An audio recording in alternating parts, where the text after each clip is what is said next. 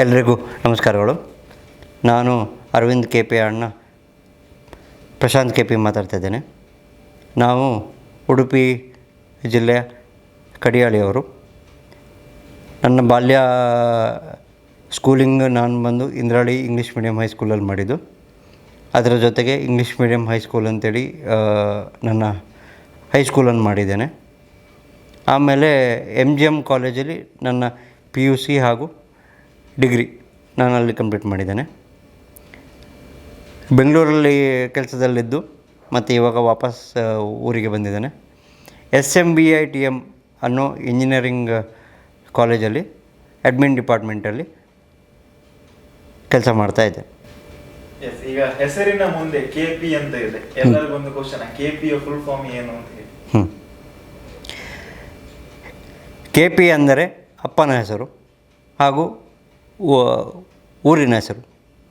K ಅಂದರೆ ಕಡಿಯಾಳಿ, P ಅಂದರೆ ಪ್ರಭಾಕರ್. ಹಾಗಾಗಿ ಅರವಿಂದ್ KP ಮತ್ತು ಪ್ರಶಾಂತ್ KP. ಅರವಿಂದ್ KP ಅವರ ಬಾಲ್ಯದ ಶಾಲಾ ದಿನಗಳು ಇಂದ್ರಾಳಿ ಇಂಗ್ಲೀಷ್ ಮೀಡಿಯಮ್ ಹೈಸ್ಕೂಲಲ್ಲಿ ಮಾಡಿದವರು.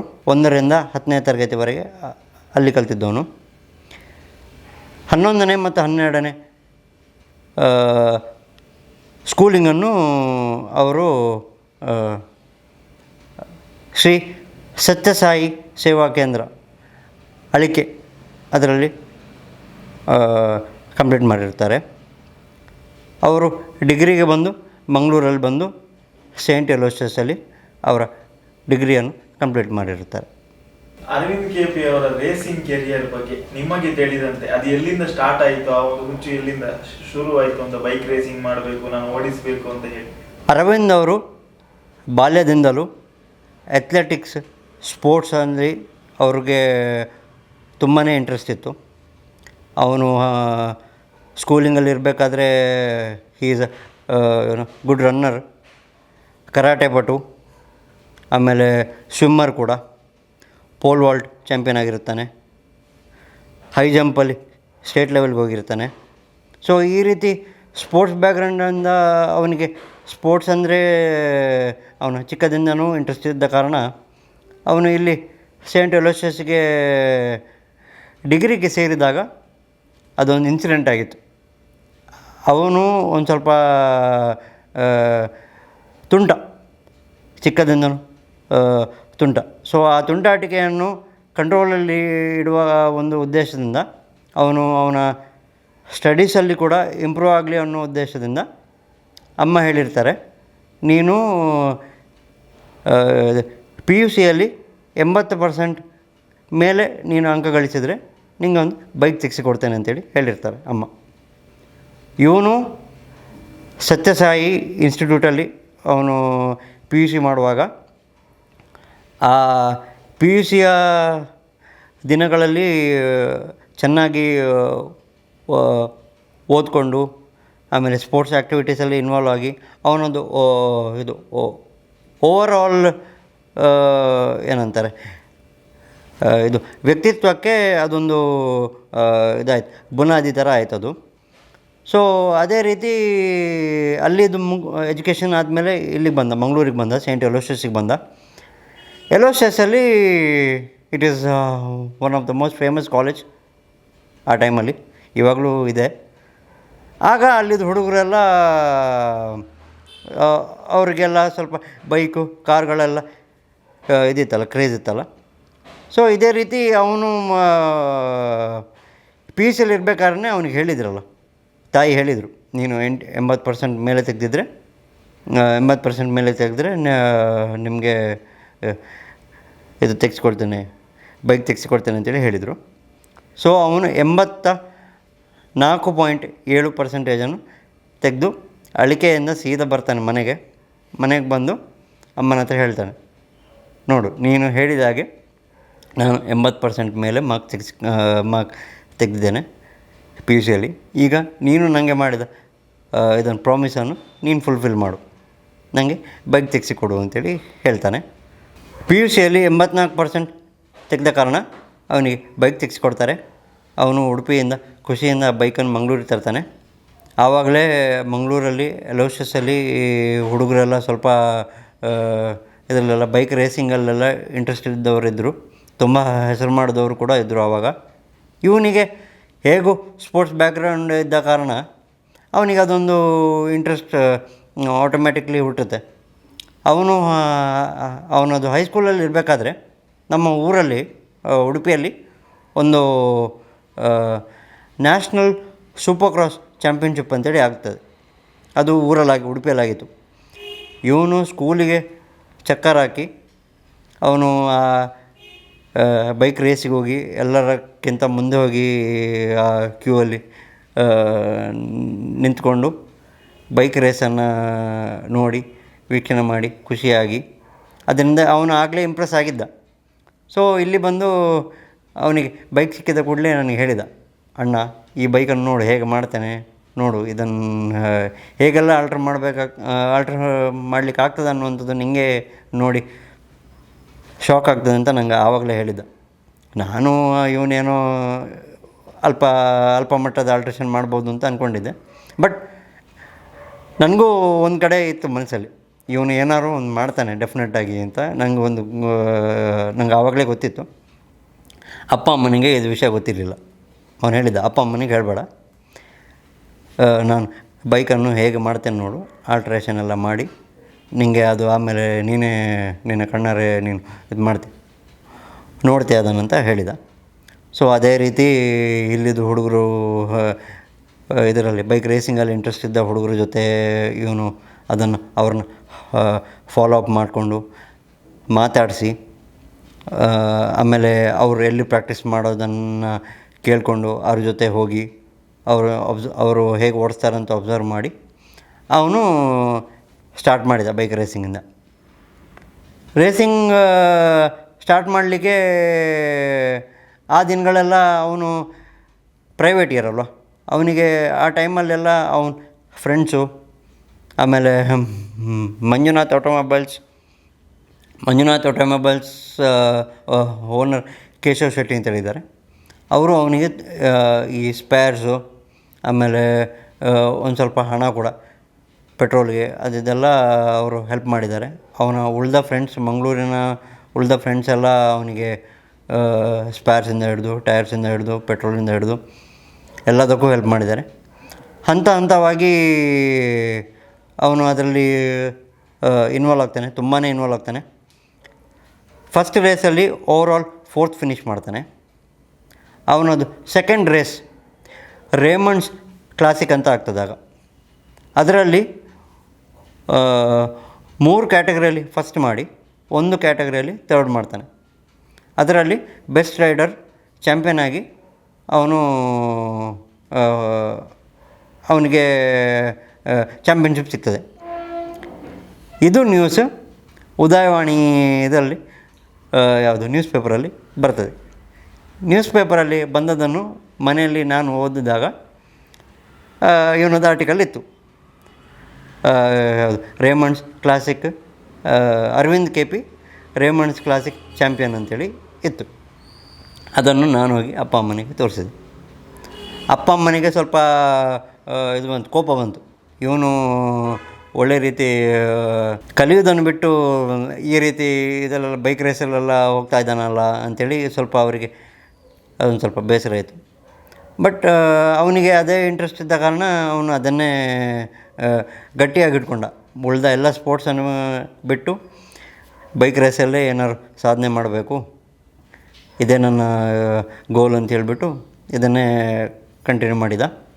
ಸೊ ಇವಾಗ ಇಲ್ಲಿದ್ದಾನೆ, India's top level off road biker ಆಗಿದ್ದಾನೆ. 17 ರಾಷ್ಟ್ರೀಯ ಚಾಂಪಿಯನ್ಶಿಪ್ ಸಿಕ್ಕಿದೆ. ಭಾರತದ ಪ್ರಪ್ರಥಮ ಅಂತಾರಾಷ್ಟ್ರೀಯ dirt bike supercross motocross champion ಆಗಿ ಹೊರಹೊಮ್ಮಿದ್ದಾನೆ. ಭಾರತದ ಏಕೈಕ ಡಕಾರ್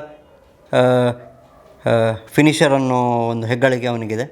2019 ಇಂಡಿಯಾದಿಂದ ಇಬ್ಬರು ಪಾರ್ಟಿಸಿಪೇಟ್ ಮಾಡಿದರು. ಇನ್ನೊಬ್ಬರಿಗೆ ಪಾಪ ಇಂಜುರಿ ಆಗಿ ಕಂಪ್ಲೀಟ್ ಮಾಡಲಿಕ್ಕಾಗಲಿಲ್ಲ. ಸೊ ಇವನು 200ಕ್ಕೂ ಹೆಚ್ಚು ಅಂತಾರಾಷ್ಟ್ರೀಯ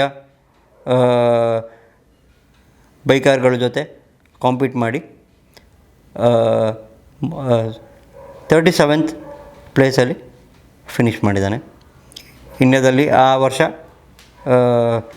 ಫಿನಿಷ್ ಮಾಡಿದ ಏಕೈಕ ಭಾರತೀಯ.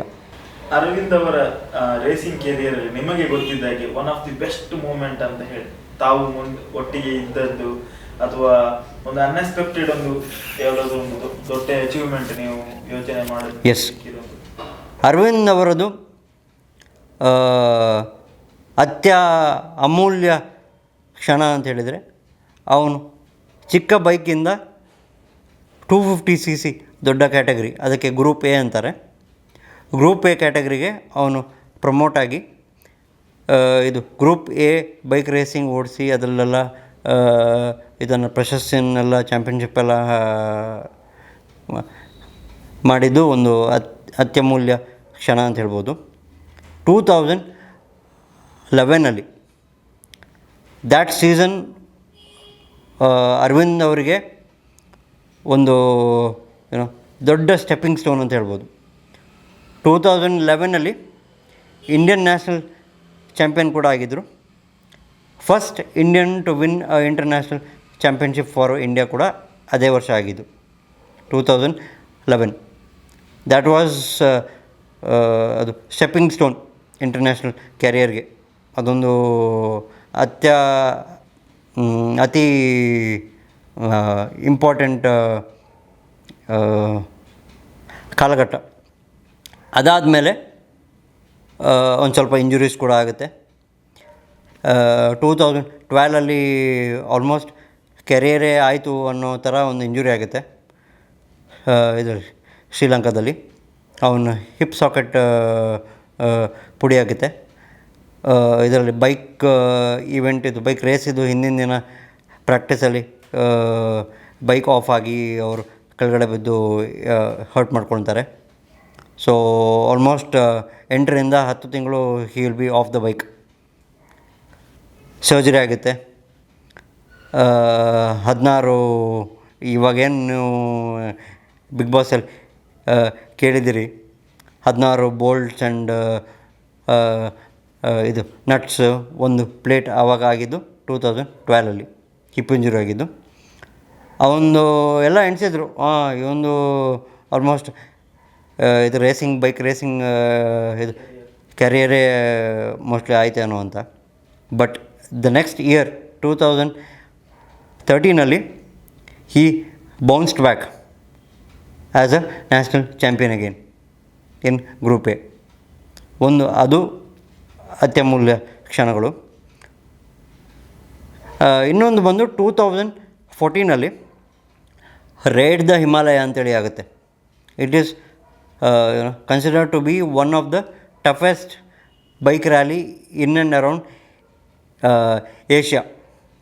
ಅದು ಶಿಮ್ಲಾ ಮನಾಲಿಯಲ್ಲಿ ಸ್ಟಾರ್ಟ್ ಆಗಿ it will end in Srinagar. ಅದು ಫಸ್ಟ್ ಟೈಮ್ ದೊಡ್ಡ ಬೈಕಲ್ಲಿ, ಅಂದರೆ ಗ್ರೂಪ್ ಎ ಬೈಕಲ್ಲಿ 450cc ಆ ಬೈಕಲ್ಲಿ ಅವರು ಇದಕ್ಕೆ ನಿಲ್ತಾರೆ, ಪಾರ್ಟಿಸಿಪೇಟ್ ಮಾಡ್ತಾರೆ. ಫಸ್ಟ್ ಡೇನೇ ಸೆಕೆಂಡ್ ಬೈಕ್ಗೂ ಅವನಿಗೂ ಅಂದರೆ ಅವನು ಇದು ಮಾಡಿರ್ತಾನೆ, ಫಸ್ಟ್ ಫಿನಿಷ್ ಮಾಡಿರ್ತಾನೆ ಫಸ್ಟ್ ಡೇ. ಅವನಿಗೂ ಸೆಕೆಂಡ್ ಪ್ಲೇಸ್ನವನಿಗೂ ಆಲ್ಮೋಸ್ಟ್ ಒಂದು 3 minutes ಚೇಂಜ್ ಇದಿರುತ್ತೆ, ಗ್ಯಾಪ್ ಇರುತ್ತೆ. So the next day, second day ಅವನು ಸ್ಟಾರ್ಟ್ ಮಾಡಬೇಕು ಈವೆಂಟು ಬೆಳಗ್ಗೆ ಅರೌಂಡ್ 5 o'clock. ಅವನಿಗೆ ಬೈಕ್ ರೇಸ್ ಮಾಡುವಾಗ ಅವನಿಗೆ ಒಂದು ಬ್ಲ್ಯಾಕ್ ಐಸ್ ಅಂತ ಒಂದು ಸಿಗುತ್ತೆ. ಅದು ನೀವು ಶಿಮ್ಲಾ ಮನಾಲಿ ಆ ಕಡೆ ಎಲ್ಲ ಹೋದಾಗ ನಿಮ್ಗೆ ಅದು ಗೊತ್ತಾಗುತ್ತೆ. ಅದು ನೀರು ಥರ ಇರುತ್ತೆ, but it will be ice, ಹಿಮ ಆಗಿರುತ್ತೆ ಅಲ್ಲಿ. ಅದರಲ್ಲಿ ಅರೌಂಡ್ 100 odd kilometers ಹೋಗ್ಬೇಕಾದ್ರೆ ಅವನದು ಫ್ರಂಟ್ ಟೈರ್ ಸ್ಲಿಪ್ಪಾಗಿ ಬಿದ್ದುಬಿಡ್ತಾನೆ. ಬಿದ್ದುಬಿಟ್ಟು ಅವನದು 4 arms, ಶೋಲ್ಡರು ಆಮೇಲೆ ಒಂದು 3 ಫಿಂಗರ್ಸ್ನ ಹರ್ಟ್ ಮಾಡ್ಕೊತಾನೆ. 2014 ಸೂಪರ್ ಕ್ರಾಸಲ್ಲಿ ಚಾಂಪಿಯನ್ಶಿಪ್ಪಲ್ಲಿ ಇದರಲ್ಲಿ ಲೀಡಿಂಗಲ್ಲಿರ್ತಾನೆ. ಸೊ ಈ ಇಂಜುರಿ ಆದ ಕಾರಣ ಅವನಿಗೆ ಆ ವರ್ಷ ಮಾಡೋಕ್ಕಾಗಲ್ಲ, ಬೈಕ್ ರೇಸ್ ಮಾಡೋಕ್ಕಾಗಲ್ಲ. ಅದಾದಮೇಲೆ 2015 one of the best year for Arvind KP. ಅವನಿಗೆ ಒಂದು ಗೋಲ್ ಇತ್ತು, ರೇಡ್ ದ ಹಿಮಾಲಯ. ಯಾವುದರಲ್ಲಿ ಬಿದ್ದು ನಾನು ಏಟ್ ಮಾಡಿಕೊಂಡು ಅರ್ಧ ರೇಸಲ್ಲಿ ಹೊರಗೆ ಬಂದು ಆ ರೇಸಲ್ಲಿ ಸೂಪರ್ಬಾಗಿ ಪರ್ಫಾರ್ಮೆನ್ಸ್ ಕೊಟ್ಟು ಫಸ್ಟ್ ಮಾಡಬೇಕು ಅನ್ನೋದು ಅವನಿಗೊಂದು ಸಿಕ್ಕಾಪಟ್ಟೆ ಹಠ ಇತ್ತು ಅವನಿಗೆ. ನೆಕ್ಸ್ಟ್ ಇಯರ್ 2015 ಅವನು ಇಂಡಿಯಾದಲ್ಲಿ ಆಗೋ ಎಲ್ಲ ಚಾಂಪಿಯನ್ಶಿಪ್ ಆಲ್ಮೋಸ್ಟ್ ಆಲ್ ಫಾರ್ಮ್ಯಾಟ್ಸ್ ಚಾಂಪಿಯನ್ಶಿಪ್ಪಲ್ಲಿ ಚಾಂಪಿಯನ್ ಆಗಿ ಹೊರಹೊಮ್ತಾನೆ. ಅದರ ಇದು ಹೇಗಿರುತ್ತೆ ಅಂದರೆ, ಡೀಟೇಲ್ಸ್ ಹೇಗಿರುತ್ತೆ ಅಂದರೆ, ದಕ್ಷಿಣ ದೇರ ಅಂತ ಒಂದು ಆಗುತ್ತೆ, ಬೆಂಗಳೂರಿಂದ ಗೋವಾ ತನಕ ಆಗುತ್ತೆ ಅದು ಈವೆಂಟ್. ಅದರಲ್ಲಿ ಚಾಂಪಿಯನ್. ಆಮೇಲೆ 6 ಚಾಂಪಿಯನ್ಶಿಪ್ ಇದಿರುತ್ತೆ, ಬೈಕ್ ರೌಂಡ್ಸ್ ಇರುತ್ತೆ. ಇಂಡಿಯನ್ ನ್ಯಾಷನಲ್ ರ್ಯಾಲಿ ಚಾಂಪಿಯನ್ಶಿಪ್ ಅಂತೇಳಿ 6 ಬೈಕ್ ರೌಂಡ್ಸ್ ಇರುತ್ತೆ. ಅದರಲ್ಲಿ ಇಂಡಿಯನ್ ನ್ಯಾಷನಲ್ ರ್ಯಾಲಿ ಚಾಂಪಿಯನ್ ಆಗಿ ಹೊರಹೊಮ್ತಾನೆ. Indian national supercross championship ಅಂತೇಳಿ 6 ರೌಂಡ್ಗಳಾಗುತ್ತೆ. 6 ರೌಂಡ್ಗಳಲ್ಲಿ ಫಸ್ಟ್ ಮಾಡಿ ಚಾಂಪಿಯನ್ ಆಗಿರ್ತಾನೆ. Indian national supercross champion ಆಗ್ತಾನೆ. ಅದ್ರ ಮೇಲೆ ರೇಡ್ ದ ಹಿಮಾಲಯದಲ್ಲಿ ಅವನು 2014 ಆದ ಇಂಜುರಿಯನ್ನು ಅದನ್ನೆಲ್ಲ ಈ ಸಲ ಓವರ್ಕಮ್ ಮಾಡಿ ಫಸ್ಟ್ ಮಾಡಬೇಕು, ಸೂಪರಾಗಿ ಪರ್ಫಾರ್ಮ್ ಮಾಡಬೇಕು ಅನ್ನೋ ಹಠದಿಂದ ಸ್ಟಾರ್ಟ್ ಮಾಡ್ತಾನೆ. ಅವನು ರೇಡ್ ದ ಹಿಮಾಲಯದಲ್ಲಿ ಚಾಂಪಿಯನ್ ಆಗಿ ಹೊರಹೊಮ್ತಾನೆ. ಫಸ್ಟ್ ಬೈಕು ಅವನಿಗೂ ಅವನ ಸೆಕೆಂಡ್ ಕಾಂಪಿಟೇಟರ್ಗೂ 18+ ಮಿನಿಟ್ಸ್ ಗ್ಯಾಪ್ ಇರುತ್ತೆ, ಡಿಫ್ರೆನ್ಸ್. ಅಂದರೆ ಇವನು ಫಸ್ಟ್ ಫಿನಿಷ್ ಮಾಡಿ 18 ನಿಮಿಷಗಳಾದಮೇಲೆ ಸೆಕೆಂಡ್ ಅವನು ಫಿನಿಷ್ ಮಾಡ್ತಾನೆ. ಸೊ ರ್ಯಾಲೀಸಲ್ಲಿ ಸೆಕೆಂಡ್ ಕೂಡ ಇಂಪಾರ್ಟೆಂಟ್. ಅಂಥದ್ರಲ್ಲಿ 18 ನಿಮಿಷಗಳ ಕಾಲ gap is a huge gap. So ಆ ರೀತಿ ಫಸ್ಟ್ ಬೈಕ್ಗೂ ಅಂದರೆ ಅರವಿಂದ್ಗೂ, ಸೆಕೆಂಡ್ ಕಾಂಪಿಟೇಟರ್ಗೂ 18 ನಿಮಿಷಗಳ ಗ್ಯಾಪ್ ಇರುತ್ತೆ. ಫಸ್ಟ್ ಬೈಕ್ ಅಂದರೆ ಫಸ್ಟ್ ಅರವಿಂದು, ಆಮೇಲೆ ಫಸ್ಟ್ ಬಂದ ಕಾರಿಗೆ ಓವರ್ 1 ಅವರ್ಕಿಂತ ಜಾಸ್ತಿ ಇದಿರುತ್ತೆ, ಟೈಮ್ ಗ್ಯಾಪ್ ಇರುತ್ತೆ. ಅಂದರೆ ಅರವಿಂದ್ ಬಂದು 1 ಅವರ್ ಆದಮೇಲೆ ಫಸ್ಟ್ ಮಾಡೋ ಕಾರ್ ಬರೋದು. So it is a big achievement. ಆಮೇಲೆ ಅದೇ 2015 ಇಂಡಿಯಾದಲ್ಲಾದ ಆಲ್ಮೋಸ್ಟ್ ಎಲ್ಲ ಫಾರ್ಮ್ಯಾಟ್ಸ್ ಆಫ್ ಡರ್ಟ್ ರೇಸಿಂಗಲ್ಲಿ ಫಸ್ಟ್ ಮಾಡಿದ್ದಾನೆ. The second Indian to do it Indian ಹಿಸ್ಟ್ರಿಯಲ್ಲಿ. ಅರವಿಂದ್ KP ಅವರು ಈಗ ರೇಸ್ ಟ್ರ್ಯಾಕಿಂಗ್ ಎಲ್ಲ ಆಲ್ರೆಡಿ ಸ್ಟಾರ್ಟ್ ಮಾಡಿರ್ತಾರೆ. ಬಟ್ ತಾವು ಹೇಳಿದ್ರಿ ಸ್ಟಾರ್ಟಿಂಗ್ ಅಲ್ಲಿ ಮನೆಯವರಿಗೆಲ್ಲ ಗೊತ್ತಿರೋದಿಲ್ಲ ಈ ವಿಚಾರ ಅಂತ. ಹೋಗ್ತಾ ಗೊತ್ತಾಗ್ಬೇಕಾದ್ರೆ ಅರವಿಂದ್ ಅವರಿಗೆ ಬೇರೆ ಊರಲ್ಲಿ ಬೇರೆ ದೇಶದಲ್ಲಿ ಇರ್ಬೇಕಾದಂತ ಸಿಚುವೇಶನ್ ಇರುತ್ತೆ. ತಂದೆ ತಾಯಿ ಅಂತ ಹೇಳಿದಾಗ ಇಂತ ಒಂದು ಡೇಂಜರಸ್ ಇದಕ್ಕೆ ಕಳಿಸೋದಿಕ್ಕೆ ಅವರಿಗೊಂದು ಧೈರ್ಯ ಬೇಕಾಗುತ್ತೆ. ಸೊ ಅಣ್ಣನಾಗಿ ಮನೆಯವ್ರನ್ನ ಒಪ್ಸಿ ಅವ್ರಿಗೆ ಎಷ್ಟು ಧೈರ್ಯ ತುಂಬೋ ಕೆಲಸ ನೀವು ಆ ಟೈಮಲ್ಲಿ ಮಾಡಿದ್ದೀರಿ ಮನೆಯಲ್ಲಿ ಅಂತ ಹೇಳಿ. ಅಪ್ಪ ಅಮ್ಮನಿಗೆ ಅವನು ಬೈಕ್ ರೇಸ್ ಮಾಡೋದು ಇಷ್ಟ ಇರಲಿಲ್ಲ ಇನಿಷಿಯಲ್ ಡೇಸಲ್ಲಿ. As the days and years pass by ಅವನ ಅಚೀವ್ಮೆಂಟ್ಸ್ ಎಲ್ಲ ಆವಾಗ ಇಂಡಿಯಾದಲ್ಲಿ ಸ್ಪೋರ್ಟ್ಸ್ ಚಾನಲ್ ಝೀ ಸ್ಪೋರ್ಟ್ಸ್ ಮತ್ತು ಸ್ಟಾರ್ ಸ್ಪೋರ್ಟ್ಸ್ ಅನ್ನೋ ಸ್ಪೋರ್ಟ್ಸ್ ಚಾನಲ್ ಇತ್ತು. ಇವನೊಂದು ಬೈಕ್ ರೇಸಿಂಗಿದು ಟೆಲಿಕಾಸ್ಟ್ ಎಲ್ಲ ಅದರಲ್ಲಿ ಮಾಡ್ತಾಯಿದ್ರು. ಒಮ್ಮೆ ನಮ್ಮ ಅಂಕಲ್ ಮತ್ತು ಆಂಟಿ ಬಂದಿದ್ದರು ಮನೆಗೆ. ಅವರು ಇದ್ದಾಗ ಮನೆಯಲ್ಲಿದ್ದಾಗ ಅವನದು ಬೈಕ್ ರೇಸ್ ಇದು ಟೆಲಿಕಾಸ್ಟ್ ಆಗ್ತಾಯಿದೆ ಅಂಥೇಳಿ ನಾನು ಹೋಗಿ ಹೇಳ್ತೇನೆ. ಆ ಟೈಮಲ್ಲಿ ಟಿ ವಿ ಹಾಕ್ತಾರೆ, ಅವನದು ಬೈಕ್ ರೇಸಿಂಗ್ ಇದರದ್ದು ಇದು ಬರುತ್ತೆ, ಟೆಲಿಕಾಸ್ಟ್ ಬರುತ್ತೆ. ಅಂಕಲ್ ಮತ್ತು ಆಂಟಿ ಒಂದು ಮಾತು ಹೇಳ್ತಾರೆ, ನೋಡಿ ಇಂಥ ಭಾಗ್ಯ, ಸ್ಟಾರ್ ಸ್ಪೋರ್ಟ್ಸ್ ಅಂದರೆ it is a international channel. ಇಂಥ ಭಾಗ್ಯ ಎಲ್ಲರಿಗೂ ಸಿಗೋದಿಲ್ಲ. ನಿಮ್ಮ ಮಗ ಅವನ ಸ್ವಂತ ಪರಿಶ್ರಮದಿಂದ ಬಂದು ಬೈಕ್ ರೇಸಿಂಗಲ್ಲಿ ಫಸ್ಟ್ ಮಾಡಿ ಟಿ ವಿ ಎಸ್ ಅವರು ಅವನನ್ನು ಇದು ಮಾಡಿ ಗುರುತಿಸ್ಕೊಂಡು, ಟಿ ವಿ ಎಸ್ ಅವರು ಅವನನ್ನು ನಮ್ಮ ಫ್ಯಾಕ್ಟರಿ ಇದಾಗಿ ರೇಸರಾಗಿ ಅವನನ್ನು ಕರ್ಕೊಂಡು ಅವನ್ನೆಲ್ಲ ಈ ರೀತಿ ಪಾರ್ಟಿಸಿಪೇಟ್ ಬೈಕ್ ರೇಸಲ್ಲೆಲ್ಲ ಚಾಂಪಿಯನ್ಶಿಪ್ ಮಾಡಿ ವಿನ್ನಿಂಗ್ ಎಲ್ಲ ಆದಾಗ ಇದನ್ನು ನೀವು ಎಪ್ರಿಷಿಯೇಟ್ ಮಾಡಬೇಕು, ಎನ್ಕರೇಜ್ ಮಾಡಬೇಕು. ನಿಮ್ಮ ಮಗನದು ಬೈಕ್ ರೇಸಿದು ವಿಡಿಯೋ ಇಂಟರ್ನ್ಯಾಷನಲ್ ಸ್ಪೋರ್ಟ್ಸ್ ಚಾನಲಲ್ಲಿ ಪ್ಲೇ ಆಗ್ತದೆ. ಇಂಥ ಭಾಗ್ಯ ಎಲ್ಲರಿಗೂ ಸಿಗೋದಿಲ್ಲ. ಸೊ ಅವನನ್ನು ಡಿಸ್ಕರೇಜ್ ಮಾಡೋದು ಬಿಟ್ಟುಬಿಡಿ, ಎನ್ಕರೇಜ್ ಮಾಡಿ. ಈಗ ನೀವು ಅವನಿಗೆ ಡಿಸ್ಕರೇಜ್ ಮಾಡಿದರೆ ಅವನಿಗೆ ತಲೆಯಲ್ಲಿ ಫುಲ್ ಕಾನ್ಸಂಟ್ರೇಟ್ ಬೈಕ್ ರೇಸ್ ಮಾಡೋಕ್ಕಾಗಲ್ಲ.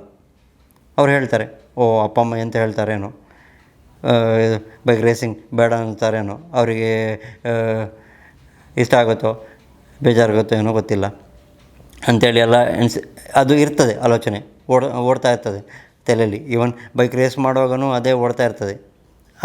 ಅದರ ಬದಲಿಗೆ ನೀವು ಅವನಿಗೆ ಇನ್ನೂ ಒಳ್ಳೇದು ಮಾಡು, ನೀನು ಪ್ರಾಕ್ಟೀಸ್ ಮಾಡು ಚೆನ್ನಾಗಿ, ನಿನಗಿನ್ನ ಮುಂಚೆ ಚಾಂಪಿಯನ್ ಆದವ್ರ ಹತ್ರ ಮಾರ್ಗದರ್ಶನ ಕೇಳು, ಅವರು ಹೇಗೆ ಅದನ್ನು ಎಲ್ಲ ಬೈಕ್ ರೇಸ್ ಓಡಿಸ್ತಿದ್ದಾರಂತ ಅವ್ರ ಹತ್ರ ಕೇಳಿಕೊಂಡು ಕಲ್ತ್ಕೊಂಡು ಒಳ್ಳೆ ರೀತಿ ಪರ್ಫಾರ್ಮ್ ಮಾಡು ಅಂತ ಎನ್ಕರೇಜ್ ಮಾಡ್ತಾಯಿದ್ದಾರೆ ಇವಾಗಲೂ. ಹೌದು, ನನ್ನ ಪಾರ್ಟ್ ನಾನು from the day one I have been the biggest support of Arvind K P. ಯಾಕಂದರೆ ಅವನು ಫಸ್ಟ್ ಬಂದು ನನ್ನ ಹತ್ರನೇ ಹೇಳಿದ್ದು, ಅಣ್ಣ ನೋಡು ನಾನು ಇದನ್ನು ಬೈಕನ್ನು ಹೇಗೆ ಮಾಡ್ತೇನೆ ನೋಡು ಅಂತ ಹೇಳಿದವ. ಅವನು ಬೈಕ್ ರೇಸ್ ಹೋಗೋದು ನನಗೆ ಗೊತ್ತಿತ್ತು, ಚಾಂಪಿಯನ್ಶಿಪ್ ಇದು ಟೈಟಲ್ ವಿನ್ ಆಗಿದ್ದು ನನಗೆ ಗೊತ್ತಿತ್ತು, ಪೆಟ್ಗಳಾಗಿದ್ದು ನನಗೆ ಗೊತ್ತಿತ್ತು. ನಾನು ಮಾತ್ರ ಅದನ್ನು ಹೇಳ್ತಿರಲಿಲ್ಲ ಮನೆಯಲ್ಲಿ. ಅಪ್ಪ ಅಮ್ಮನಿಗೆ ಏನೋ ಒಂದು ಸ್ವಲ್ಪ ಬಿದ್ದುಕೊಂಡು ಒಂದು ಸ್ವಲ್ಪ ಗಾಯ ಆಗಿದಂತೆ, ಏನು ತುಂಬ ಏನು ಪೆಟ್ಟಾಗಲಿಲ್ಲ ಅಂತೆಲ್ಲ ಹೇಳಿ ಅದನ್ನು ಮ್ಯಾನೇಜ್ ಮಾಡ್ತಾಯಿದ್ದೆ. ಈವನ್ ಅವನದು ಹಿಪ್ ಇಂಜುರಿ 2012 ಆದ ಹಿಪ್ ಇಂಜುರಿ ನಮ್ಮ ಅಪ್ಪ ಅಮ್ಮನಿಗೆ ವಿಷಯ ಗೊತ್ತಾದದ್ದು 2015. ಅದು ಹೇಗೆ ಅಂತೇಳಿದರೆ ಪೇಪರಲ್ಲಿ ಅವನದು ಯಾವುದು ಇದು ರೇಡ್ ದ ಹಿಮಾಲಯ ಚಾಂಪಿಯನ್ ಆಗಿ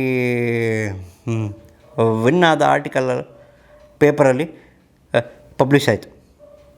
ಅದರಲ್ಲಿ 2012 ಆದ ಇಂಜುರಿ ಬಗ್ಗೆ ಹೇಳಿದರು.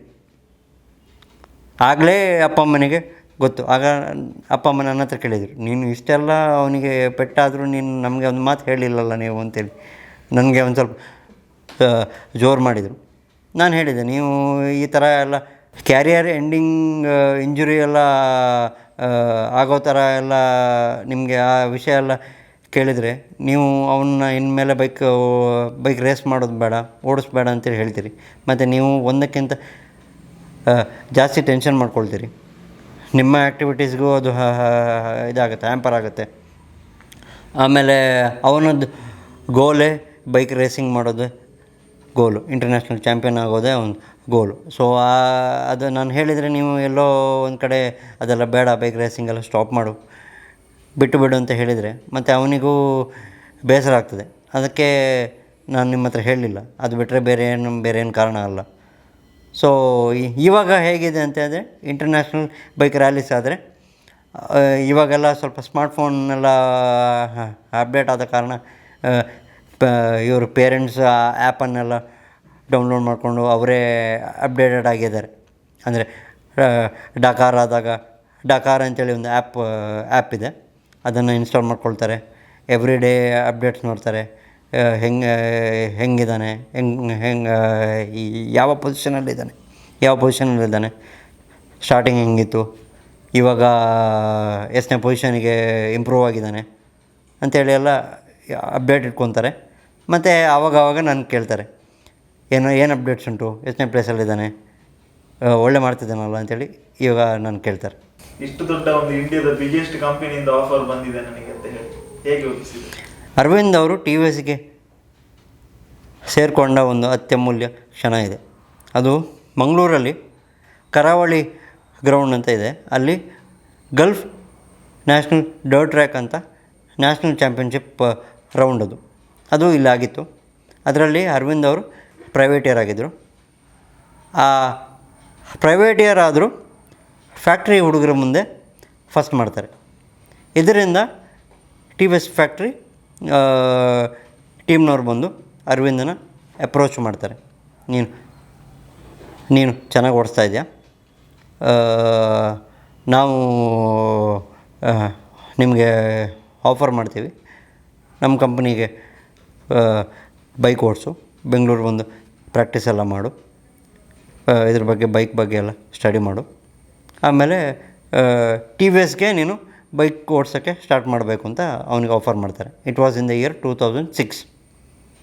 ಮಂಗಳೂರಲ್ಲಿ ಈವೆಂಟಾಗಿ best performer in small bikes ಅಂತೇಳಿ ಆದಾಗ ಈ ರೀತಿ ಕಂಪ್ನಿಯವರು ಅವನಿಗೆ ಬನ್ನಿ ನಮ್ಮ ಟೀಮ್ಗೆ ಓಡಿಸಿ ಬೈಕ್ನ, ಚಾಂಪಿಯನ್ಶಿಪ್ಪೆಲ್ಲ ಇನ್ನು ಮುಂದೆ ಸಹ ಒಳ್ಳೇದು ಮಾಡುವ ಅಂಥೇಳಿ ಅವರು ಅಪ್ರೋಚ್ ಮಾಡಿದ ಅವನಿಗೊಂದು ಖುಷಿಯ ಮೂಮೆಂಟ್. ಮನೆಗೆ ಬಂದು ಅಪ್ಪ ಅಮ್ಮನ ಹತ್ರ ಹೇಳ್ತಾನೆ, ನಾನು ಇರ್ತೇನೆ, ಮುಂದೆ ಹೇಳ್ತಾನೆ ಹೀಗೀಗೆ ಇವತ್ತಿದು ಗಲ್ಫ್ ನ್ಯಾಷನಲ್ ಡರ್ಟ್ ಟ್ರ್ಯಾಕ್ ಚಾಂಪಿಯನ್ಶಿಪ್ಪಲ್ಲಿ ಬೆಸ್ಟ್ ಪರ್ಫಾರ್ಮ್ ಆಗಿದ್ದಾನೆ. ನನಗೆ ಟಿ ವಿ ಎಸ್ ಕಂಪನಿ ಅವರು ಆಫರ್ ಮಾಡಿದ್ದಾರೆ ಟಿ ವಿ ಎಸ್ ಫ್ಯಾಕ್ಟ್ರಿಗೆ ಬೈಕ್ ಓಡಿಸು ಅಂತ. ಸೊ ನಾನು ಇನ್ನು ಮುಂದೆ ಟಿ ವಿ ಎಸ್ ಫ್ಯಾಕ್ಟ್ರಿಯ ಬೈಕ್ ರೇಸರ್ ಅಂತ ಹೇಳ್ತಾನೆ. ಅದು ಅಪ್ಪ ಅಮ್ಮನಿಗೆ ನಮಗೆಲ್ಲ ತುಂಬ ಖುಷಿಯಾಗುತ್ತೆ. ಯಾಕಂದರೆ it is a expensive sport. Private year ಆದ ಕಾರಣ ಎಲ್ಲದಕ್ಕೂ ಹಣ ಒಟ್ಟು ಮಾಡಿ ಅಪ್ಪ ಅಮ್ಮನ ಹತ್ರ ಕೇಳಿ, ಫ್ರೆಂಡ್ಸ್ ಹತ್ರ ಕೇಳಿ ಬೈಕ್ ಮಾಡಬೇಕು, ಇಂಜಿನ್ ಮಾಡಬೇಕು, ಸ್ಪೇರ್ಸ್ ತೊಗೋಬೇಕು, ಪೆಟ್ರೋಲ್ ಮಾಡಬೇಕು, ಪ್ರಾಕ್ಟೀಸ್ ಮಾಡಬೇಕು. ಇದೆಲ್ಲ it is a expensive sport ಆದ ಕಾರಣ ಇದಕ್ಕೆಲ್ಲ ತುಂಬ ಎಕ್ಸ್ಪೆನ್ಸ್ ಆಗುತ್ತೆ. ಇದನ್ನೆಲ್ಲ ಸ್ವಲ್ಪ ಬೇರ್ ಮಾಡಬೇಕಾದ್ರೆ ತುಂಬಾ ಹಣ ಖರ್ಚಾಗುತ್ತೆ. ಈ ಥರ ಟಿ ವಿ ಎಸ್ ಕಂಪನಿಯನ್ನು ದೊಡ್ಡ ಕಂಪನಿ, ಇಂಡಿಯಾದಲ್ಲಿ ಅತಿ ದೊಡ್ಡ ಕಂಪನಿ, ರೇಸಿಂಗ್ ಟೀಮಲ್ಲಿ ನಾನು ಬೈಕ್ ರೇಸ್ ಮಾಡ್ತೀನಿ ಅನ್ನೋದು ಇಂಡಿಯಾದಲ್ಲಿ ಅದು ಇವರಿಗೆ ಬೈಕ್ ರೇಸರ್ಗಳ ಡ್ರೀಮ್. ಅದು ಓಡಿಸಿದ್ರೆ ಫ್ಯಾಕ್ಟ್ರಿಗೆ ಓಡಿಸ್ಬೇಕು ಆ ಥರ ಇದಿದೆ ಡ್ರೀಮ್ ಇದ್ದ ಕಾರಣ ಅವನಿಗೆ ತುಂಬಾ ಖುಷಿಯಾಯಿತು. ಅದರಿಂದ ಅವನದು ತುಂಬಾ ಡೆವಲಪ್ಮೆಂಟ್ ಆಯಿತು. ಇವಾಗ ಎಲ್ಲ ನಿಮ್ಮ ಮುಂದೆ ಇದೆ. Is a international bike racer for India, associated with T V S racing. So T V S motor company ತುಂಬ ದೊಡ್ಡ ಇದನ್ನು ರೋಲ್ನ ಪ್ಲೇ ಮಾಡಿದೆ. ಹಾಗೂ ಅಪ್ಪ ಅಮ್ಮನ ಮತ್ತು ನನ್ನ ಸಪೋರ್ಟ್ ಕೂಡ ತುಂಬಾ ಒಂದು ಮೇಜರ್ ರೋಲ್ ಪ್ಲೇ ಮಾಡಿದೆ. ನಾರ್ಮಲ್ ಆಗಿ ಅರವಿಂದ್ ಕೆಪಿ ಅವರ ಡೈಲಿ ರೂಟೀನ್ಸ್ ಹೇಗಿರುತ್ತೆ ಅಂತ, ಈಗ ಟಿ ವಿ ಎಸ್ ಅಂತ ಕಂಪನಿಗೆ ಸೇರಿದಾಗ ಅವ್ರು ಬೇರೆ ಊರಲ್ಲಿ ಇರಬೇಕಾಗುತ್ತೆ. ಸೊ ನಮ್ಮ ಮಂಗಳೂರಿನವರು ಅಂತ ಹೇಳಿದಾಗ ದೈವಾರಾಧನೆ ಆಗಿರ್ಬೋದು, ನಾಗನ ಕೆಲಸ ಆಗಿರ್ಬೋದು, ಅಂತ ಕೆಲಸಗಳಿಗೆ ಊರಿಗೆಲ್ಲ ಬರಲೇಬೇಕು. ಸೊ ಫ್ಯಾಮಿಲಿಗೆ ಹೇಗೆ ಟೈಮ್ ಕೊಡ್ತಾರೆ ಕೆಪಿ ಅವರು ನಾರ್ಮಲ್ ಡೇ? ಕಾಲೇಜಲ್ಲಿ ಇರಬೇಕಾದ್ರೆ ಮಂಗಳೂರಿಂದನೇ ಬೈಕ್ ರೇಸ್ ಮಾಡಿದ ಕಾರಣ ಅವನು ಇಲ್ಲೇ ಇರ್ತಿದ್ದ. ಟಿ ವಿ ಎಸ್ ಅನ್ನೋ ದೊಡ್ಡ ಕಂಪನಿಯಲ್ಲಿ ಅವನಿಗೆ ಆಫರ್ ಸಿಕ್ಕಿದಾಗ ಅವನು ಬೆಂಗಳೂರಿಗೆ ಶಿಫ್ಟ್ ಆಗಬೇಕಾಗತ್ತೆ. ಟಿ ವಿ ಎಸ್ ಫ್ಯಾಕ್ಟ್ರಿ ಇರೋದು ಬೆಂಗಳೂರಲ್ಲಿ. ಸೊ ಅವನು ಆಲ್ಮೋಸ್ಟ್ ಎವ್ರಿ ಡೇ ಪ್ರಾಕ್ಟೀಸ್ ಮಾಡಬೇಕಾಗತ್ತೆ. ಸೊ ಮಂಗಳೂರಿಂದ ಬೆಂಗಳೂರಿಗೆ ಹೋಗಿ ಬೆಂಗಳೂರಲ್ಲಿ ಪ್ರಾಕ್ಟೀಸ್ ಮಾಡಿ ಮತ್ತೆ ಪುನಃ ಮಂಗಳೂರಿಗೆ ಬರೋದೆಲ್ಲ it is a hectic task ಅದು. ಸೊ ನಾನು ಇದೆಲ್ಲ ಬೆಂಗಳೂರಲ್ಲೇ ಉಳ್ಕೊಳ್ತೀನಿ ಅಂತ ಪ್ಲ್ಯಾನ್ ಮಾಡಿ ಬೆಂಗಳೂರಲ್ಲೇ ಉಳ್ಕೊಳ್ತಾನೆ. Bike race all over the India ಆಗುತ್ತೆ, ಇಂಟರ್ನ್ಯಾಷನಲಿ ಕೂಡ ಆಗುತ್ತೆ. ಸೊ ಅವನು ಇಂಡಿಯಾನ ರೆಪ್ರೆಸೆಂಟ್ ಮಾಡಿ ಟಿ ವಿ ಎಸ್ನ ರೆಪ್ರೆಸೆಂಟ್ ಮಾಡಿಕೊಂಡು ಎಲ್ಲ ಬೈಕ್ ರೇಸ್ಗೂ ಹೋಗಬೇಕಾಗತ್ತೆ. ಸೊ ಆ ಟೈಮಲ್ಲಿ ಮನೆಯದು ಪೂಜೆ ಪುನಸ್ಕಾರಗಳಿಗೆಲ್ಲ ಆವಾಗವಾಗ ಸಿಕ್ಕೋದಿಲ್ಲ. ಅವನು ಮನೆಯಲ್ಲಿ ದೇವರ ಕೆಲಸ ಯಾವುದೇ ಪೂಜೆ ಪುನಸ್ಕಾರಗಳು ಇದ್ದರೆ ಮನೆಗೆ ಬರ್ತಾನೆ, ಭಾಗಿಯಾಗ್ತಾನೆ. ಆಮೇಲೆ ಅವನದು ಬೈಕ್ ರೇಸಿಂಗಿಗೆ ಕಂಟಿನ್ಯೂ ಮಾಡ್ತಾನೆ. ಮೊದಲ ಬಾರಿಗೆ ಈಗ ಬಿಗ್ ಬಾಸ್ ಇಂದ ಕಾಲ್ ಬರುತ್ತೆ, ಅವರಿಗೆ ಒಂದು ಆಫರ್ ಇದೆ ಮಾಡ್ತೀರಾ ಈ ಸಲ ಅಂತ ಹೇಳಿ. ಫಸ್ಟ್ ಟೈಮ್ ಒಂದು ಇಂಡಿವಿಜುವಲ್ ಒಂದು ಆಪ್ಷನ್ ಬಂದದ್ದು. ಬಹುಶಃ ಫಿಲ್ಮ್ ಸ್ಟಾರ್ಸ್ಗೆ, ಧಾರಾವಿ ಅವರಿಗೆ ಮೊದಲ ಆಪ್ಷನ್ ಇರುತ್ತೆ. ಒಂದು ಟ್ರ್ಯಾಕ್ ಓಡಿಸುವಂತ ರೈಡರಿಗೆ ಮೊದಲ ಸಲ ಆಪ್ಷನ್ ಬಂದಾಗ ಯಾರ ಹತ್ರ ಫಸ್ಟ್ ಅದನ್ನ ಹೇಳ್ಕೊಂಡ್ರು, ನಿಮ್ಮ ಮನೆಯವರ ರಿಯಾಕ್ಷನ್ ಅದಕ್ಕೆ ಏನಿತ್ತು?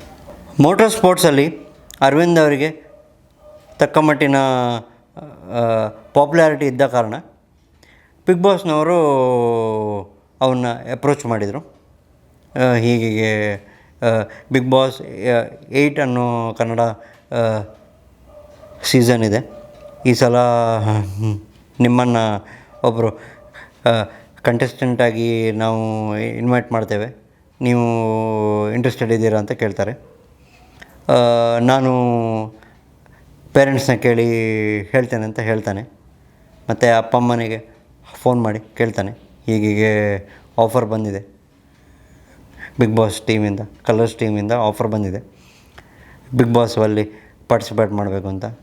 ಅದಕ್ಕೆ ನಿಮ್ಮದೇನು ಒಪಿನಿಯನ್ ಅಂತ ಕೇಳ್ತಾನೆ.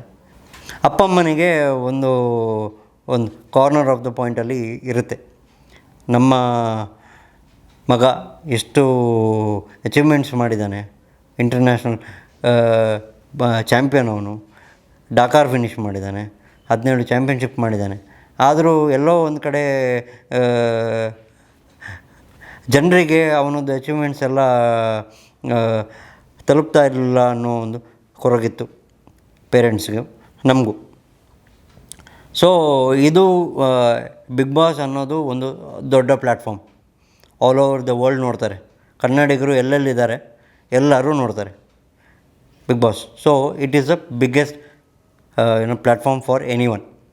ಅಂಥದ್ರಲ್ಲಿ ಬಿಗ್ ಬಾಸ್ಗಿಂದ ಇವರಿಗೆ ಆಫರ್ ಬಂದಿದೆ ಅನ್ನೋ ಕಾರಣ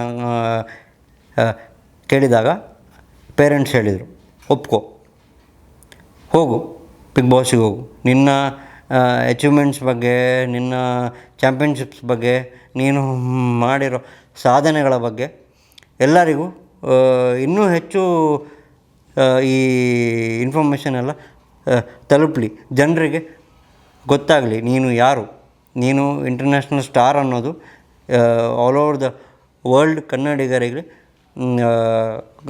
ಗೊತ್ತಾಗಲಿ ಅನ್ನೋ ಉದ್ದೇಶದಿಂದ ಅಪ್ಪ ಅಮ್ಮ ನೀನು ಒಪ್ಕೋ, ಒಂದು ಒಳ್ಳೆ ಪ್ಲ್ಯಾಟ್ಫಾರ್ಮ್ ಇದು ಬಿಗ್ ಬಾಸ್. ಸೊ ಹೋಗಿ ಬಾ, ಒಳ್ಳೆಯದಾಗಲಿ ಅಂಥೇಳಿ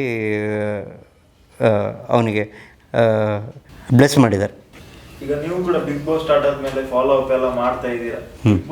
ಅರವಿಂದ್ ಅವರು ಮನೆಯಲ್ಲಿ ಇದ್ದಾಗೆ ಆ ಮನೆಯಲ್ಲಿ ಇದ್ದಾರ, ಅಥವಾ ಏನಾದರೂ ಬದಲಾವಣೆ ಅಣ್ಣನಾಗಿ ನಿಮಗೆ ಕಾಣ್ತಾ ಇದೆಯಾ ಅದ್ರ ಬಗ್ಗೆ? ಅರವಿಂದ್ ಚಿಕ್ಕದಿಂದನೂ ಅವನದು ನೆವರ್ ಗಿವ್ ಅಪ್ ಆ್ಯಟಿಟ್ಯೂಡ್ ಇದೆ, ಚಿಕ್ಕದಿಂದನೂ. Even from his high school days ಅವನದು ನೆವರ್ ಗಿವ್ ಅಪ್ ಆ್ಯಟಿಟ್ಯೂಡು ಮತ್ತು ಹಠ. ಇದು ಸಾಧಿಸಬೇಕಂದ್ರೆ ಇದು ಸಾಧಿಸಲೇಬೇಕು ಅನ್ನೋದೊಂದು ಹಠ ಇದೆ. ಆಮೇಲೆ ಅವನು ಎಲ್ಲ ಆಲ್ಮೋಸ್ಟ್ ಅವನು ಪಾರ್ಟಿಸಿಪೇಟ್ ಮಾಡಿದ, ಹೀ ಈಸ್ ಅ ಗುಡ್ ಅಥ್ಲೀಟು. ಅವನು ಪಾರ್ಟಿಸಿಪೇಟ್ ಮಾಡಿದ ಸ್ವಿಮ್ಮಿಂಗ್ ಆಗಲಿ, ಪೋಲ್ ವಾಲ್ಟ್ ಆಗಲಿ, ಆಮೇಲೆ ಕರಾಟೆ ಆಗಲಿ, ಎಲ್ಲದರಲ್ಲೂ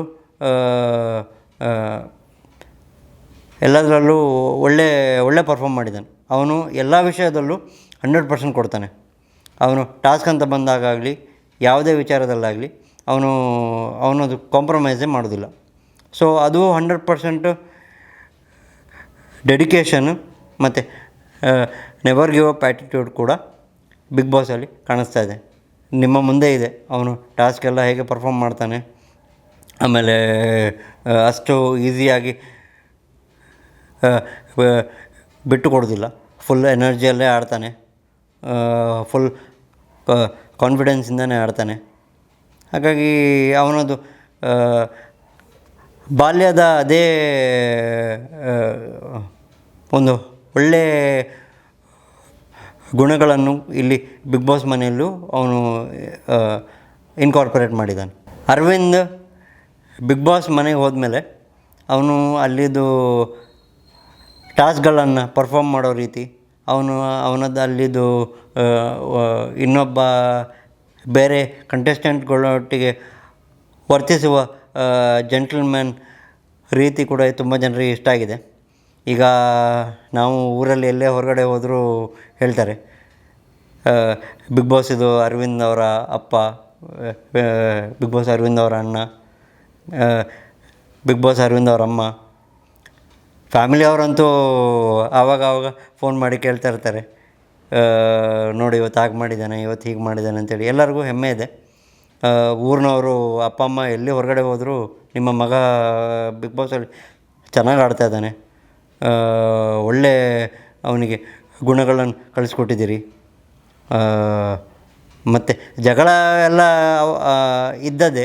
ಒಂದು ಗೇಮ್ ಅಂತ ಬಂದಾಗ, ಒಂದು ಕ್ಲೋಸ್ಡ್ ಎನ್ವಿರಾನ್ಮೆಂಟ್ ಅಂತ ಬಂದಾಗ ಜಗಳಗಳು ಆಗೋದು ಸಾಮಾನ್ಯ. ಬಟ್ ಕ್ಯಾರೆಕ್ಟರ್ ವೈಸು, ಅವನೊಂದು ಟಾಸ್ಕ್ ವೈಸು, ಅವನು ಎಲ್ಲರೊಟ್ಟಿಗೆ ಮಿಂಗಲ್ ಆಗೋ ರೀತಿ, ಇದೆಲ್ಲ ಎಲ್ಲರಿಗೂ ಇಷ್ಟ ಆಗ್ತದೆ ಅಂಥೇಳಿ ನನ್ನ ಅಪ್ಪ ಅಮ್ಮನಿಗೆ ಹೇಳ್ತಾರೆ. ಅರವಿಂದ್ ಅವರ ಅಪ್ಪ ನೋಡಿ, ಅರವಿಂದ್ ಅವರ ಅಮ್ಮ ನೋಡಿ, ಅರವಿಂದ್ ಅವರ ಅಣ್ಣ ನೋಡಿ ಅಂತೇಳಿ ಹೇಳ್ತಾರೆ. ಸೊ ಇದರಿಂದ ನಮ್ಗೆ ತುಂಬ ಹೆಮ್ಮೆ ಆಗ್ತದೆ. ಅರವಿಂದ್ ಸ್ಟ್ರಿಕ್ಟ್ ಡಯಟನ್ನು ಫಾಲೋ ಮಾಡ್ತಾರೆ. ಬಟ್ ಈಗ ಬಿಗ್ ಬಾಸಲ್ಲಿ ಅಷ್ಟೆಲ್ಲ ಸ್ಟ್ರಿಕ್ಟಾಗಿ ಡಯಟ್ ಫಾಲೋ ಮಾಡಲಿಕ್ಕೆ ಆಗದ ಕಾರಣ ಅಲ್ಲಿ ಇರುವಂಥ ಅವರಿಗೆ ಕೊಟ್ಟಂಥ ಒಳ್ಳೆ ಪೌಷ್ಟಿಕಾಂಶ ಫುಡ್, ಆಮೇಲೆ ಫ್ರೂಟ್ಸ್ ಎಲ್ಲ ತಿಂತಾನೆ. ಅರವಿಂದಿಗೆ ಬೈಕ್ ರೇಸು ಓಡಿಸೋದೇ ಒಂದು ಫಿಟ್ನೆಸ್. ಇವಾಗ ಅದು ಬಿಗ್ ಬಾಸ್ ಮನೆಯಲ್ಲಿ ಇಲ್ಲದ ಕಾರಣ ಅಲ್ಲಿ ಅವರು ಹೇಗೂ ಜಿಮ್ ಎಲ್ಲ ಜಿಮ್ಮಿದು ಸಲಕರಣೆಗಳು ಹೇಗೂ ಕೊಟ್ಟಿದ್ದಾರೆ. ಥ್ರೆಡ್ಮಿಲ್ ಆಗಲಿ, ಡಂಬಲ್ಸ್ ಆಗಲಿ ಎಲ್ಲ ಕೊಟ್ಟಿದ್ದಾರೆ. ಸೊ ಅವನು ಫಿಟ್ನೆಸ್ಸನ್ನು ಇವಾಗಲೂ ಮೇಂಟೈನ್ ಮಾಡ್ತಾ ಇದ್ದಾನೆ. ಎಕ್ಸಸೈಸ್ ಎಲ್ಲ ಮಾಡ್ತಾ ಇರ್ತಾನೆ. ನಿಮಗೆಲ್ಲ ಸೋಷಲ್ ಮೀಡ್ಯಾದಲ್ಲಿ ಅದರ ಇದು ತುಣುಕುಗಳು ಸಿಗ್ತದೆ ನೋಡಿದರೆ. ಸ್ವಿಮ್ಮಿಂಗ್ ಮಾಡ್ತಾನೆ. ಅಲ್ಲಿ ಬಿಗ್ ಬಾಸ್ ಮನೆಯಲ್ಲಿ ಹೈಯೆಸ್ಟ್ ಟೈಮ್ ಅರವಿಂದ್ ಅವರೇ ಸ್ವಿಮ್ ಮಾಡೋದು. So is keeping himself fit. Arvind ಅವರದ್ದು ಸ್ನೇಕ್ ಟಾಸ್ಕ್ ತುಂಬಾ ಚೆನ್ನಾಗಿ ಆಡಿದ್ದಾರೆ. 5 ಸಲ ಇದನ್ನು ಬಾಲ್ನ ಸ್ನೇಕ್ ಬಾಯಿಯೊಳಗೆ ಹಾಕೋದು ಅವರು ತುಂಬಾ ಫಾಸ್ಟಾಗಿ ಈಸಿಯಾಗಿ ಮಾಡಿದ್ದಾರೆ. ಅದು ಟಾಸ್ಕು. ಇನ್ನೊಂದು ವೈರಸ್ ಟಾಸ್ಕ್ ಅಂತೇಳಿ ಒಂದಿತ್ತು. ಅದರಲ್ಲಿ ಫಿಸಿಕಲ್ ಟಾಸ್ಕ್ ಅದು ತುಂಬಾ. ಇವರು ಬೇರೆ ಕಾಂಪಿಟೇಟರ್ನ ಹಿಡಿದಿಟ್ಕೊಳ್ಬೇಕು ಅಂಥ ಟಾಸ್ಕಲ್ಲಿ ಅರವಿಂದ್ ಅವನಕ್ಕಿಂತ ಇದು ಡಬಲ್ ಸೈಜಲ್ಲಿರುವ ಇವ್ರನ್ನ ರಾಜೀವ್ ಅವ್ರನ್ನ ಹಿಡ್ಕೊಂಡದ್ದು, ಅವ್ರನ್ನ ಟಾಸ್ಕನ್ನು ಪರ್ಫಾರ್ಮ್ ಮಾಡೋಕ್ಕೆ ಬಿಡ್ದಿದ್ದೆಲ್ಲ it is consider to be too good. ಯಾಕಂತ ಹೇಳಿದರೆ ಒಬ್ಬರಕ್ಕಿಂತ ಡಬಲ್ ಸೈಜ್ ಇರೋರನ್ನ ಆ್ಯಕ್ಟಿವಿಟಿ ಮಾಡೋದಾಗೆ ಹಿಡಿದಿಟ್ಕೊಳ್ಳೋದು it is not a small thing. So I think ಅದು ಕೂಡ ಒಳ್ಳೆ ಟಾಸ್ಕೆ. ಬಿಗ್ ಬಾಸ್ ಮನೆಯಲ್ಲಿ ಅರವಿಂದ್ ಅವರ ಕ್ಯಾಪ್ಟನ್ಸಿಯಲ್ಲಿ 3 ಸಲ ಕ್ಯಾಪ್ಟನ್ ಆಗಿದ್ದಾನೆ. ಬಿಗ್ ಬಾಸ್ ಇತಿಹಾಸದಲ್ಲಿ ಒಬ್ಬ ಮೇಲ್ ಕಂಟೆಸ್ಟೆಂಟ್ 3 ಟೈಮ್ಸ್ ಕ್ಯಾಪ್ಟನ್ ಆಗೋದು ಅಂತೇಳಿದರೆ ಅರವಿಂದ್ ಅವರೇ ಫಸ್ಟು. ಸೊ ಅವನದು 3 ಸಲ ಕ್ಯಾಪ್ಟನ್ಸಿಲು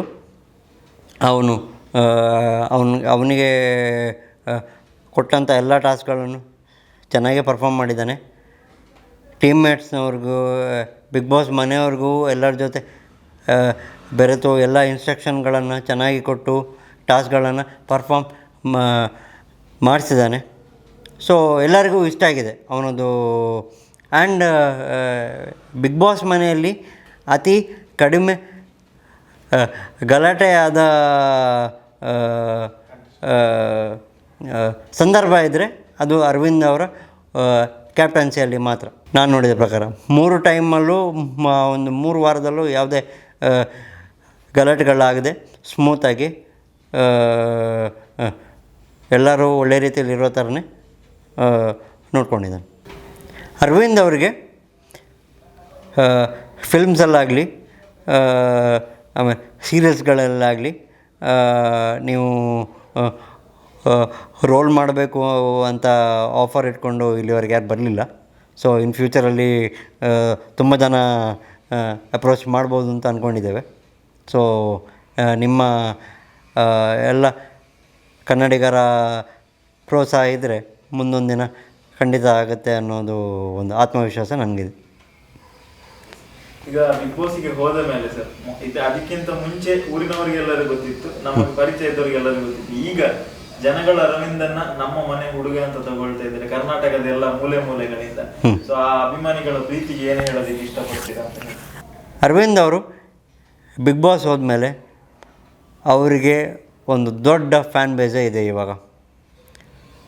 ಈಗ ಎಲ್ಲರ ಎಸ್ಪೆಷಲಿ